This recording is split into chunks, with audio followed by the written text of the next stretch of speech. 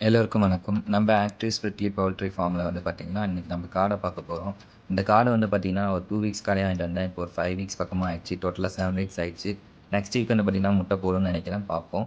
நம்மளோட கோழி கூண்டு கூடயே சேர்த்து நான் இத வந்து இந்த காடைக்கு நான் கேஜ் மாரி ரெடி பண்ணிட்டேன். நம்ம வீட்ல இருந்த பழைய கம்பிலாம் போட்டு, கொஞ்சம் குழி நோண்டி பதிச்சு, மேல கொஞ்சம் தகரம் ஃபிக்ஸ் பண்ணி, நம்ம வச்சாச்சு. நம்ம பெட் ஷாப்ல லவ் பேர்ட்ஸ் வளர்க்குற கேஜ்லயே நான் காடை வளர்த்துட்ருக்கேன். இந்த கேஜ்ல ஒரு 8, அந்த கேஜ்ல ஒரு 7 வளர்த்துட்ருக்கேன். மொத்தமா வந்து பார்த்தீங்கன்னா, 8 தான் வாங்கிட்டு வந்தேன். பட் ஒரு காடை வந்து எஸ்கேப் ஆயிடுச்சு. இதுக்கு நம்ம கோழி வளர்க்குற மாரி கோழி குடுக்குற தீவனமும், தண்ணியும் நம்ம வச்சிடலாம்.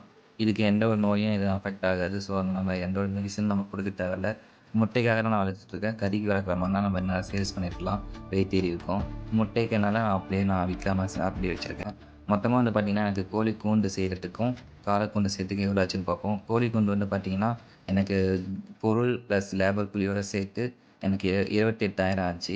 காடை வந்து பார்த்தீங்கன்னா, எனக்கு இந்த 2 தகரமும், அந்த 2 லவ் பேர்ட்ஸ் கூண்டு மட்டும் தான். டோட்டலா எனக்கு ஒரு 7,000 பக்கமா ஆச்சு. மீதி காடை வாங்குனது, ஒரு காடை ரூ. 40 சொல்லி வாங்குனேன். ஒரு கோழி அ க ஒரு சிக்கன் வந்து பார்த்தீங்கன்னா, ரூ. 100 சொல்லி வாங்குனேன். இந்த வீடியோ உங்களுக்கு யூஸ்ஃபுல்லா இருக்கும்னு நெனைக்கிறேன். Thank you.